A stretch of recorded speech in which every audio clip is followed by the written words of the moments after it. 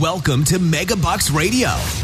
Conversations with successful entrepreneurs, sharing their tips and strategies for success. Real-world ideas that can put Megabucks in your bank account. Here's your host, Nina Hershberger.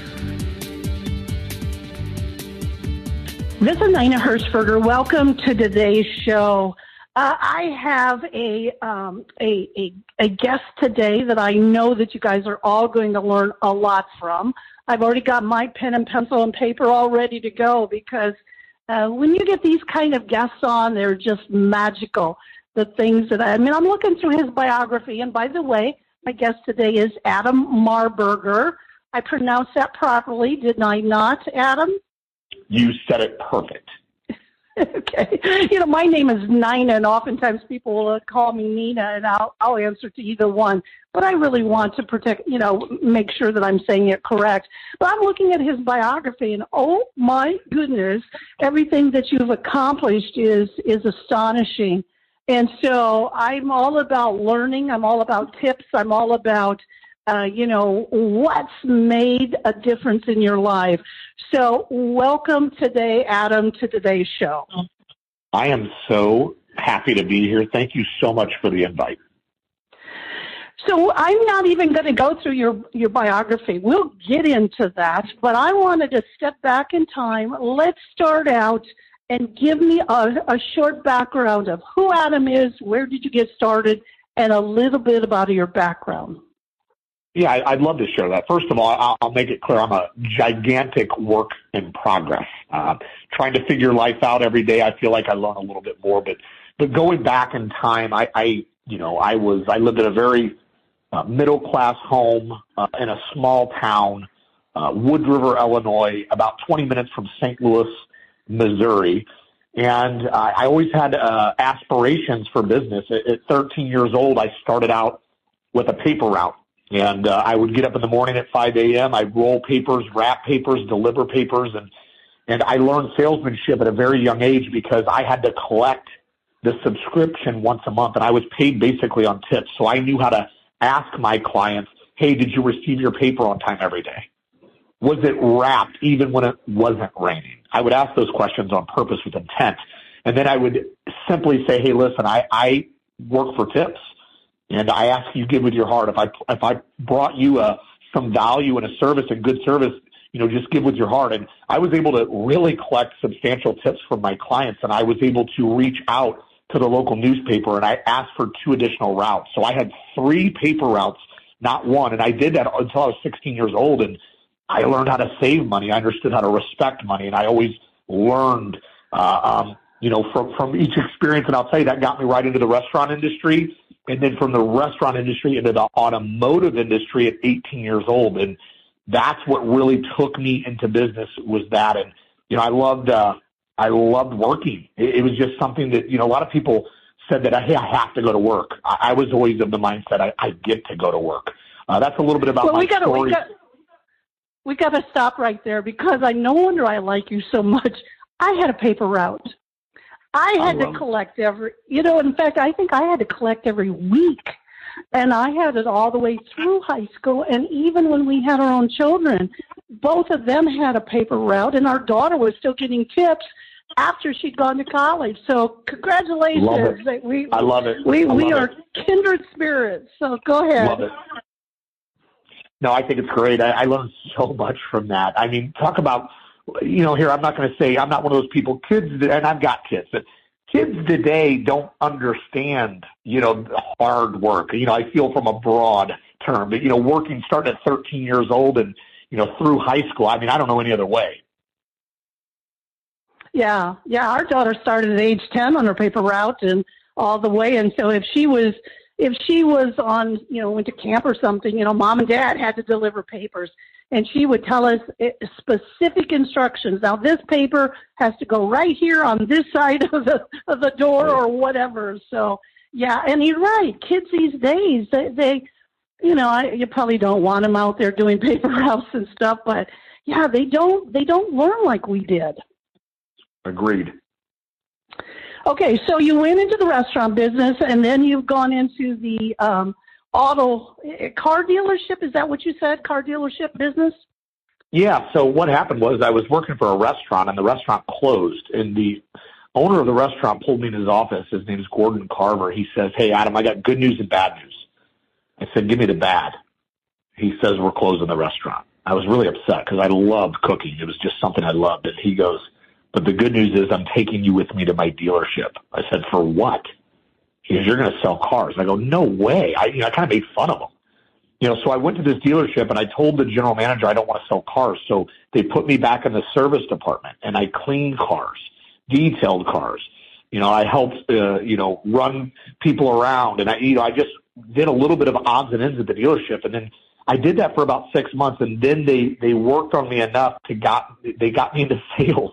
And then I started selling cars, and I fell in love with it. I really just loved that job, dealing with people and helping people. And then I got into the finance role at age 22. I was a finance manager, and I did that until I was 37 years old, and then I retired from automotive in 2017. I was able to retire. I walked away from my dealership and started my company, Ascent Dealer Services. Okay, and so that was the first company you started. I think you got probably about 5 companies right now. So tell us about that company. So Ascent Dealer Services, what we do is we provide insurance products to car dealerships, RV, power sports, and marine dealerships. So we provide those insurance products, and then we train and mentor our dealerships on how to sell those products at a very high level. And I'm very proud to say that we built a wonderful company, and I have the best culture, the best team on the planet. I'm so blessed. And we've really grown substantially over the last 3 years where, we're partnered with major OEMs. We're working with some of the biggest dealer groups in the United States. And we've built some real relevance for ourselves with our servant leading approach to how we train and coach. Okay, so let's go. What makes you different? I bet you're not the only one that would sell insurance products to those niches. So why your company? Why you? What did you learn that made you different? So that's a very easy question to answer. So we are a dominant force in the marketplace because we understand retail automotive. All of our coaches are former dealers, former high-powered finance directors, and they've almost all graduated the NADA Academy. So our competitors are insurance executives that pretend they understand retail, but we're true retail experts. So when we go into dealerships, we get a level of respect that our competitors don't receive. So in other words, what you're doing is selling them products that they sell to their end customer, and because your people have been in the industry, in the dealership, owning it or working in it or whatever, there's that affinity to their business. Yes, you explained that perfectly, by the way. That's exactly what we do, and that's correct. So how could we take that same thing that you've created in your particular industry? Because I always am very aware that the people listening to my podcast are business owners, most of them. But let's say they're a chiropractor. Let's say they're a dentist. Let's say they own an auto repair. Is there any kind of thing that you learned through this process that they could then implement in their business? Absolutely. The most magical, and I say magical, the most magical thing that I learned building this company was the power of network and social media. I don't care if you're a chiropractor, a dentist, a brain surgeon, or you own a car dealership, or, hey, maybe, you deliver papers. I don't know. But using social media to share your story and brand yourself, your personal brand is absolutely everything in business. And I committed to branding myself 7 years ago online, and the dividends that it's paying today are remarkable. So I tell people, and I coach people on this. I coach people, what you share and post today will not pay you today, but it will pay you tomorrow. And it'll pay you tomorrow in 10x proportions. So I challenge everyone in business, take a look at your social media strategies. What relevance are you sharing? And are you only trying to sell, or are you trying to serve? And I say that because serving good quality information that's relevant, that will help people, is how you build an audience.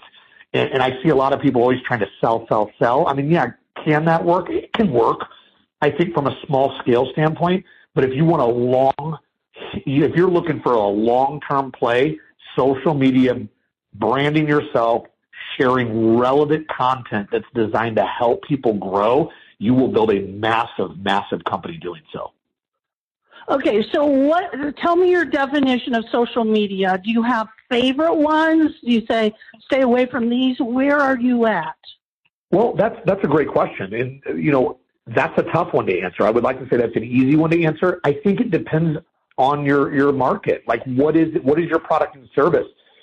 Some people knock it out of the park with TikTok. I don't. I'm not very good at it. My kids are. I'm not.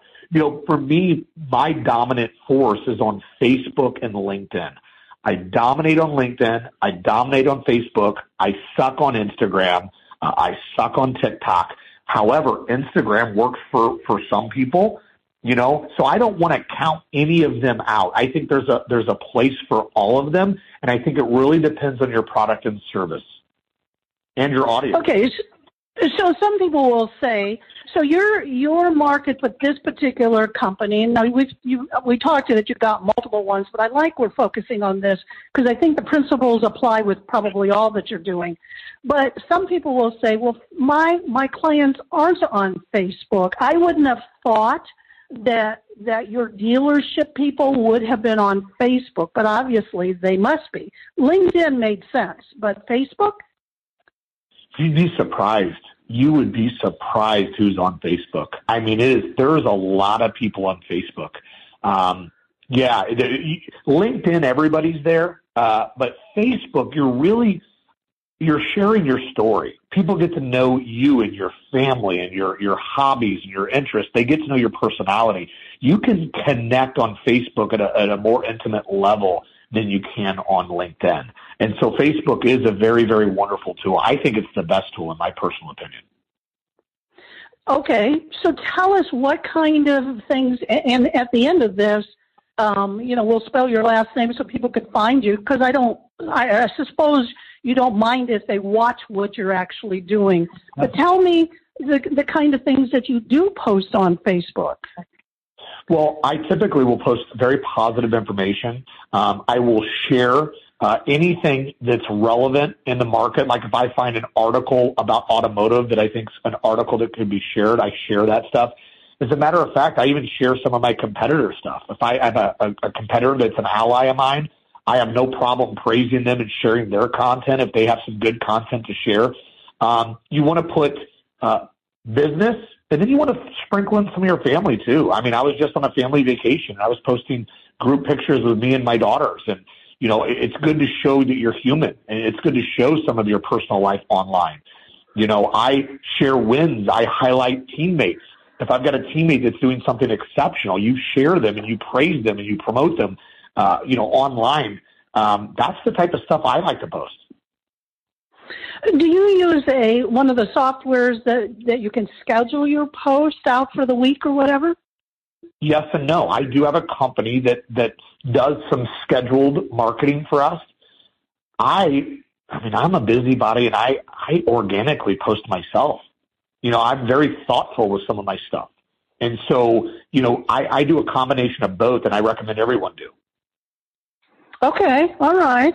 So you've hired a company that has it, but then you just naturally will post. What about Absolutely. LinkedIn? What do you do on LinkedIn? Very similar on LinkedIn. Very similar approach on Facebook and LinkedIn. I definitely keep it about 90% business on LinkedIn, 10% personal. Where on Facebook, it might be about 60, 70% business and the rest personal. So the ratio on personal to business is a little bit different on LinkedIn than it is Facebook, because LinkedIn is really truly a professional network. So I'm not blasting tons of personal stuff there, but you got to sprinkle a little bit because you got to get your audience and your clients to see the human side of you. Okay. All right. So that's one business growth tip. Do you have another? Is there anything else that you have learned as you've grown your businesses that these kind, the doctor, the whatever, could learn from? I've learned a lot. I mean, we could talk about the lessons that I've learned for the next 7 hours, but, the one key takeaway, and this could be for young entrepreneurs, is, failure is a good thing. When I started, I used to get a little upset when I'd have a setback or I'd lose a deal or I did something wrong. But the reality is every time that happened, I was able to analyze. I was able to pivot. I was able to train. I was able to study. So I learned so much from my mistakes. And so now today I still make them, but I make them less frequently. Okay. So I challenge people to understand that failure is an opportunity to grow and it's an opportunity to learn, and try not to really hold grudges and beat yourself up. And also your team and your staff, as they make mistakes, as long as it's not the same mistake over and over and over again, as they make a mistake, share your lesson with them and help them grow from it, because the mistakes are what allow us to get to the good stuff. And I challenge people to celebrate plateaus instead of beating themselves up, because when you're in a plateau and a funk, you can really find out who you are, and you can just really train and develop and grow to a level that you're not able to if you're winning all the time. So that's one of my biggest, lessons I share with my people. Okay. What about, I'm a big proponent of newsletters. I love direct mail. I love direct response marketing. I love writing headlines and copies and all that. Anything in that realm at all that you could share? Absolutely. As a matter of fact, I'm doing a direct email campaign right now. I don't do a lot of direct mail. I've done some. I really target my list, and I do an email campaign followed up with a phone call, followed up sometimes with a personal letter from myself. Those things work because, the technology that we have, you know who's opening your email, and you can retarget them. And so, yeah, we've got a massive campaign that we're doing right now that's successful, actually. The open rate is very high. And so we have a big list of potential clients that we're going to be calling on over the next week. So here's what I heard you say. First of all, you had a list. So many businesses don't even have a list. So you had a list that you probably developed over the years. And then you did a sequence. You happened to start with an email, but then you did a phone call, and then you did another. So there's a sequence to the whole process. Absolutely, there is. Is there timing between? Do you have any magical? The email goes out, you see they open, you retarget, but you call them the next day or the next hour. Is there any kind of sequence there? There is, and there's no. I don't even have the formula of success on this, because when it comes to marketing and advertising, it's really sometimes hard to quantify, really what works, what doesn't work. What I'm finding is when we send the email blast, if there's no response via email, give it a couple of days, then pick up the phone. And then give a couple of days and pick up the phone again. Because picking up the phone, getting somebody on the phone is the most important thing, because we're selling an appointment. We're never selling anything on the phone. We're selling an appointment, right? And then if we don't have much luck, then I will sometimes write a personal letter, a personal note, and send it directly to that decision maker. Hey, we've been trying to reach you. We sent you an email. We also made a phone call. But we have something so valuable. I'm taking the time to write you this note that I really, really want to talk to you. I need 15 minutes of your time. And sometimes that works too. So the sequence is just wait a few days. We don't want to be too spammy and too overbearing. Is this list going to a cold list, or is it going to your warm list, your current customer cold. list? This campaign now is cold, yes. Wow. Yeah, because, just the fact that you wrote a handwritten note to them, nobody gets that stuff anymore. No, a lot of junk. So you've obviously, if nobody's opening, you've missed something in the headline or the subject line or whatever. But if you do get an open rate, you're doing something right in the emails, because that's getting less and less. As all the spams. And I get hundreds of emails a day. So are you using AI to help you do any of that? We are not using AI for that as we speak, but I want to make a key point here. Okay, this is important. Yeah, these campaigns, we get a lead or two here and there. Conversion's not great. Our conversion comes off social media. So we will post something thought-provoking. I pay attention who engages.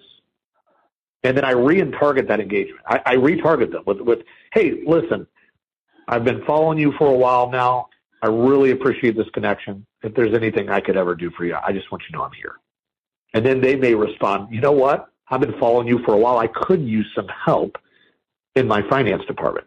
Hey, that's what I'm here for. Schedule a meeting. So I pay attention, and then I retarget engagement.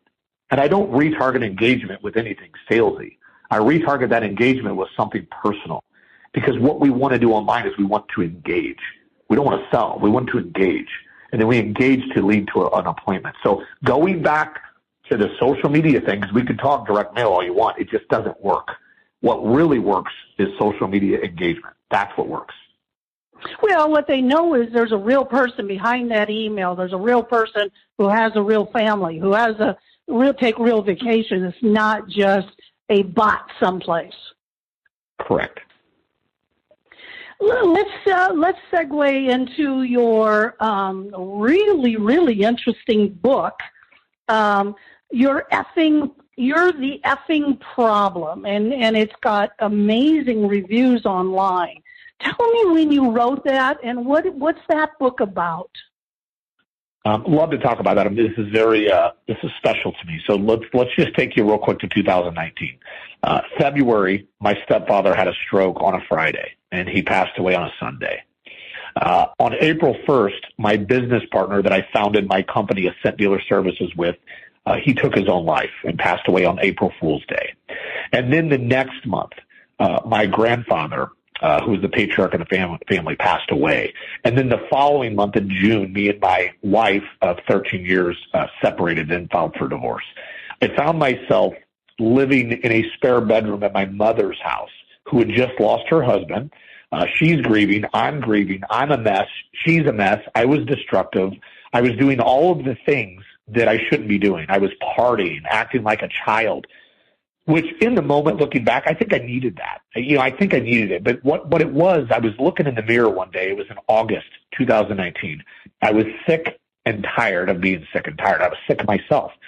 I titled my book, I'm not going to use the curse word because I don't like to curse on podcasts, but I basically told myself, you're the effing problem. Yeah, I looked in the mirror, I was like, you're the effing problem. It's you, brother. And so, I got down on my knees. I begged God for forgiveness, and I made decisions that moment to be great. I looked at who I was spending time with, what positive relationships were in my life. I decided to cut people out of my life that weren't bringing value. Started getting real healthy, and I started a new mindset, and I decided to start writing a book. I wanted to share a lot of my pain and a lot of my setbacks and my story so I could help other people eliminate mistakes and understand that your better days are ahead of you. And so it was a mindset shift. I made personal decisions to better myself, and then what happened was magical. Our companies, everything started growing.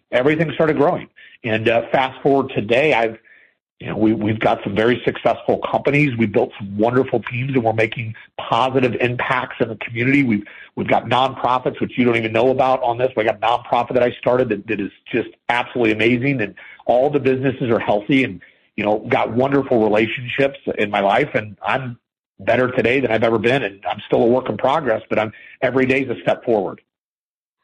So back in 2019, which is really not that long ago, only maybe 4.5 years ago, you did have businesses. So you said your business partner committed suicide, but you did have a few businesses at that point?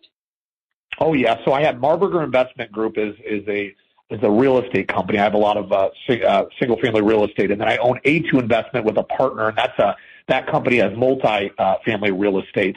And then I own Alton Family Martial Arts. I'm a Brazilian Jiu-Jitsu black belt. I own a Jiu-Jitsu academy near St. Louis and Alton. And so I have that business, and that business is thriving.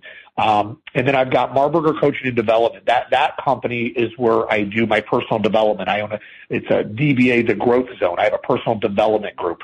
My book sales, my speaking sales, my consulting sales, all that goes through Marburger Coaching and Development. And then I own Dental Protection Group. an insurance brokerage firm that has products for the dental industry, and then Ascent Dealer Services. That's the company we've been talking about. So those are my companies. I'm in love with all of them. I don't play favorites all the time, but sometimes I play favorites, and my martial arts academy provides the least amount of income with the most amount of joy. I will point that out. Well, so you had these businesses in 2019, but emotionally you were really drained and everything. But once you turned the corner and said you were the problem, you looked at yourself in the mirror and you decided to change your mindset, they grew. They didn't grow. They exploded because I sat literally depressed on my friend Ann's couch. And while everyone was out partying, I was grinding. I worked crazy psycho mode from that moment in August. Oh, goodness, for 3 years, I'm talking insane psychotic work. I didn't stop. I worked Saturday, Sunday, worked till midnight. I got up at 5 a.m., and I just grinded. I made the decision to 10X. I'll take a little page out of Grant Cardone. Grant Cardone's been a great mentor. But I 10X'd everything in my life. And so now, 4.5 years later, somebody could say, how in the world does he manage all those balls? Now, do you have a much, more of a lifestyle, a calmer life, or are you still grinding it? Great question. I'm trying to slow down.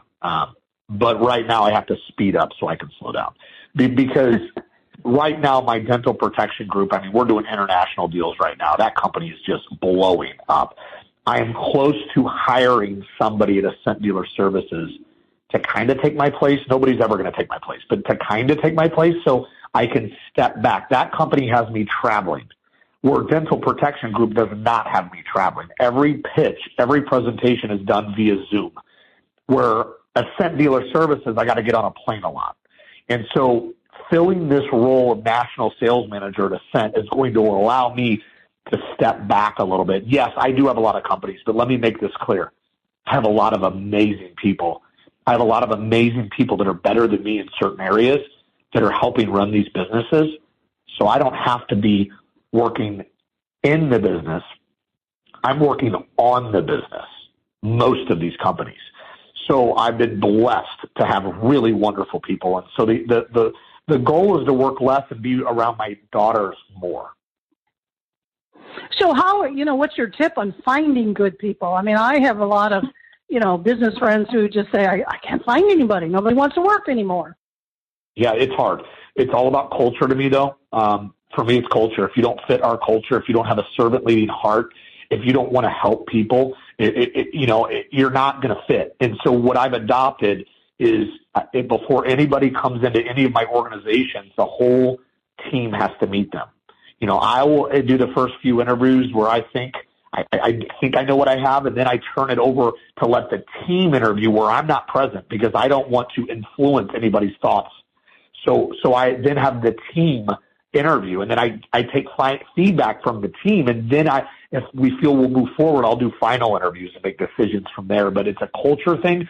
Finding good people, I don't have a solution. If I had a magic wand, I really would love to share it with you all, but I just don't have I wish I could tell you how to find great people. I think it organically happens too. Some of my best people have organically drawn to me. They've come to me, whether it's social media or a referral from somebody. But really going out and having a headhunter or putting ads on Indeed or whatever that is, I struggle with finding good people. That's a struggle. I think everybody struggles with that. Yeah. Well, Adam, I am looking at the clock, and it's always never my friend. But I bet you there's going to be people that listen to this who really want to watch what you do. I think is probably the best thing. So is it best for them to go on Facebook and look for you? Do you accept everybody's friend request? Yeah, so the best way to find me is on social media. Right now I'm maxed out on the friend list because they only let you have 5,000 friends. But I sometimes will purge and clean that up, and I'll have people in my box that I will bring in. But everybody can follow me on Facebook. There's probably hundreds of profiles because so many people, these scammers take my profile. So I'm the one with the blue check mark. Adam Marburger on Facebook, Marburger. It's got a blue check mark. That's the one to follow me on. And then on Instagram, it's Adam P. Marburger. And then LinkedIn is a wonderful place. I love connected with like-minded business people on LinkedIn. And you can find me just Adam Marburger. And that's the best way to find me. And for those who really, you can go on to Amazon and buy your book as well. I encourage everybody to do that. So yeah, and AdamMarburger.com. AdamMarburger.com will be a site. It's in reconstruction phase right now, but you can still find me there. In the next month or so, it'll be completely redone. You can find every one of my businesses there, my books, speaking opportunities, but AdamMarburger.com is a good hub for people to follow. Perfect. Well, Adam, thank you so much for being on today's call. I love it when I get to meet really smart, successful business owners like you. I always learn. And so I really appreciate you taking the time. I know you're busy to be on today's podcast. Yeah, my pleasure. It was a great time speaking with you today. It was an honor and a privilege. Well, thank you. So until next time, this is Nina Hershberger saying, go out and make it a great day. Thank you for listening to Megabucks Radio with Nina Hershberger. To learn more about the resources mentioned on today's show or to listen to past episodes, visit megabucksradio.com.